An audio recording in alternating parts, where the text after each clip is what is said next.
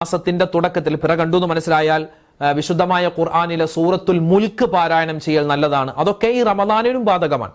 റമദാനിലും ഇൻഷാ അല്ലാഹ് കഴിയുന്നത് പോലെ നമ്മൾ അങ്ങനെ ചെയ്യും. ഇപ്പോൾ പക്ഷേ റമദാൻ 1-ാം രാവാവാം, നിലാവ് കണ്ടില്ലെങ്കിൽ ശഅബാൻ 30-ാം രാവാവാം. നിലാവ് കണ്ടാൽ പ്രിയപ്പെട്ട മുഅ്മിനീങ്ങളെ അൽഹംദുലില്ലാഹ് അൽഹംദുലില്ലാഹ് അൽഹംദുലില്ലാഹ് ഒരു 3 വട്ടം ഹംദ് പറയുക. കാരണം എത്രയോ ആളുകൾക്ക് കിട്ടാത്തൊരു സൗഭാഗ്യമാണ് വിശുദ്ധമായ റമദാൻ നമ്മുടെ ജീവിതത്തിലേക്ക് അള്ളാഹു തരുന്നത്.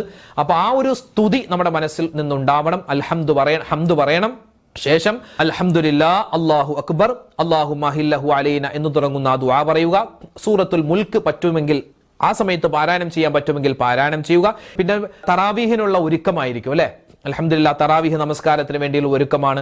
തറാവീഹ് നമസ്കാരം ഇപ്പോഴേ കമന്റിലൂടെ പലരും ചോദിച്ചു, ഉസ്താദേ ഞങ്ങൾ കഴിഞ്ഞ വർഷം തറാവീഹ് നിസ്കരിച്ചതാണ്, ഞങ്ങൾക്ക് അതിന്റെ കൃത്യമായ രൂപമൊന്നും ഇപ്പോൾ ഓർമ്മയില്ല, എങ്ങനെയാണ് തറാവീഹ് നിസ്കരിക്കേണ്ടത്, അതിന്റെ നിയ്യത്ത് എന്താ?